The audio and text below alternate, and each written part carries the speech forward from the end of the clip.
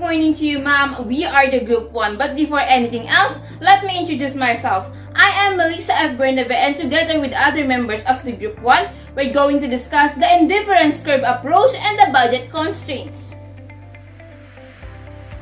So now let us move on to our first topic, which is the indifference curve approach. Good day everyone, I hope you will make time to listen to our video presentation which entails the indifference curve approach. Allow me to read it first before an elaborative explanation be given. The other approach in understanding consumer behavior is called the indifference curve approach. This approach is neoclassical, considered to be more realistic than the previous approach, which is utility approach.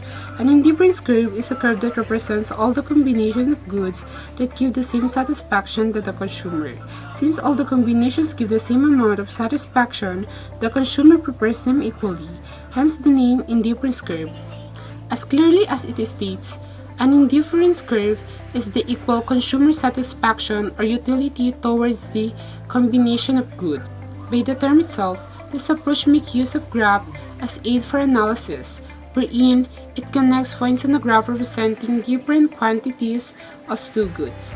It is to serve as the potentially observable demand factor for individual consumer over commodity bundles, so as to have a good look at the graph consumers' behavior and their preferences, or simply how they act on the market. To better understand this approach, here are the assumptions. The consumer is given a choice of basket of goods with only two desirable products of good. Aside from this assumption, there is this one, completeness to call, which is stating the two propositions this approach assumes, which is a consumer only either prefer one good to another or be indifferent to both of them. Another one, the goods are not perfect substitutes. It varies in the situation. If a product doesn't meet the requirements needed to replace one another, then it's imperfect substitutes. However, there's these cases in which a product can be a subject for perfect substitution, and by then, there will be a straight line drawn in a graphic presentation. When we are inside a fast food like Jollibee, we are constrained by how much money we have and the price of the product we want. Of course, this too is important. However, deciding on what to buy based on your preference, whether you like that food or not, is also important. Normally, we prefer buying two products with the same quantity. For example, when you ordered 1 glass of iced tea, you will buy 1 piece of burger. When we plotted it it goes like this. In the x-axis, we have the numbers of burgers, while in the y-axis, we have the numbers of iced teas. As I said earlier, 1 piece of burger is preferred to 1 glass of iced tea, or 5 pieces of burgers is preferred to 5 glasses of iced teas. This is how original combinations were like. However, in indifference curve approach, you combine two different preferences with different ratios, like this. Instead of having 3 burgers and 3 iced teas, you will have 4 burgers and 2 iced teas, or 4 iced teas and 2 burgers. And if this kind of combination make you equally satisfied, there you have it, indifference curve approach. Now, we ask Peter how many units of clothing is he willing to give up in exchange for an additional unit of food, so that this level of satisfaction remains unchanged. Peter agrees to give up 6 units of clothing for an additional unit of food. Hence, we have 2 combinations of food and clothing giving equal satisfaction to Peter. As you can see, we have column here of combination for food and clothing. For combination A, we got 1 for food and 12 for clothing. For combination B, we got 2 for food and 6 for clothing. And for combination C, we got 3 for food and 4 for clothing. And for combination D, we got 4 units of food and 3 units of clothing. Hi, I'm the Indonesian from class 141. I will show you a graph sample of indifference forms approach. So first and foremost, I'd like to explain a little bit about the indifference forms approach so that you can better understand what it's all about. An indifference theorem is a theorem that represents all of the product combination that provide the same level of satisfaction in the consumer. Because all of the combination that provide the same level of satisfaction, the consumer prefers them all equally. In other words, an indifference theory is the lowest variance points in the indifferent combination of two modes and provide you equal utility to the consumer. Example of indifference theorems approach. Peter offers to convert 6 units of load milk in exchange for 1 more unit of food. As a result, we have 2 food and load milk combination that provide equal satisfaction to Peter. 1 food units and 12 load units. 2 food units and 6 load units. As you can see, the area of this box is already in order. So the graph of this combination will result in this, which is known as an indifference curve. Any combination on this curve results in the same level of customer satisfaction. It is also known as the iso-utility curve. That is, any combination of A, B, C, and D will provide the same level of satisfaction. That's it for listening, and now you can proceed to the next page. What is marginal rate of substitution, or MRS? The marginal rate of substitution is the amount of good that consumer is willing to consume in relation to another goods, as long as the comparable goods is equally satisfying. Marginal rate of substitution are graphed along an indifference curve, which is usually downward sloping and convex. Indifference map. An indifference map is a set of indifference curves. It describes the complete picture of consumer preferences. The following diagram showing a difference map consisting of 3 curves. We know that the consumer is indifferent among the combination lying on the indifference curve. However, it is important to note that that refers to combination on higher indifference curve to those on the lower one. It is because a higher indifference curve implies a higher level of satisfaction. Therefore, all combination of IC1 offer the same satisfaction, but all combination of IC2 give greater satisfaction than those on IC1. Now, let's talk about the 4 essential properties of indifference curves. Number 1 is a higher level of indifference curve, which indicates a higher level of satisfaction compared to a lower indifference curve. For example, as you can see on figure 1, indifference curve number 3 yields the highest level of satisfaction. Number 2 is that 2 indifference curves will never intersect each other, and they also don't need to be parallel either. Let's take a look at figure number 2. This shows that 2 indifference curves are intersecting each other at point A, since point A and point B give the same satisfaction level to an individual. Same with points A and C. Therefore, we can imply that point B and point C offer the same satisfaction level. Hence, no 2 indifference curves can touch or intersect each other. Next is indifferent curves slope down to the right. This slope signifies that when the quantity of one commodity in combination is increased, the amount of the other commodity reduces. The curve indifferent must slope down from left to right. It means that the slopes downward because as the consumer increased the consumption of X commodity, he has to give up the certain unit of Y commodity in order to maintain the same level of satisfaction on indifference curve. Number 4. An indifference curve is always convex to the origin.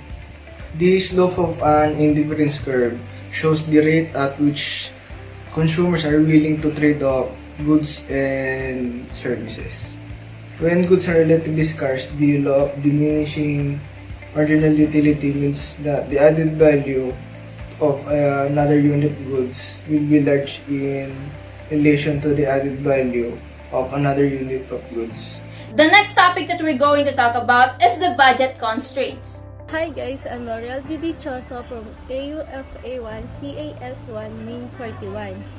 So, I'm going to discuss you about the budget constraint. The budget constraint is the boundary of the opportunity set, all possible combination of consumption that someone can afford given the prices of goods and the individual's income.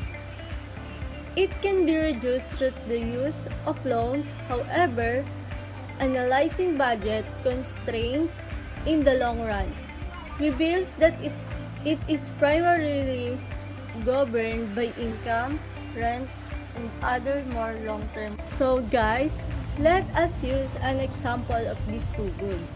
We'll say the first is a juice and the second is a bread.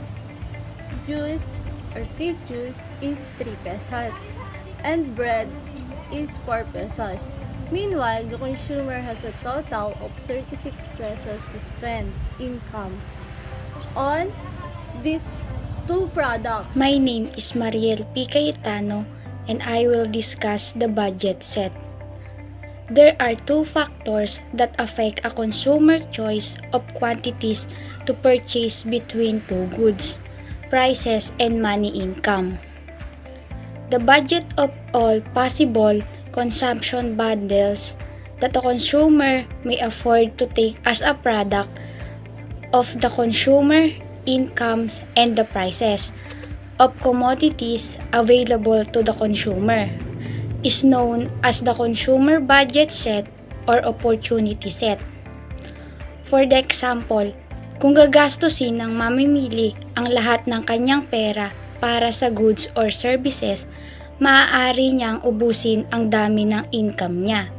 Like kung gagastusin niya ang lahat ng kanyang pera para sa goods, kumukonsumo sa income niya yung unit ng goods na nabili niya.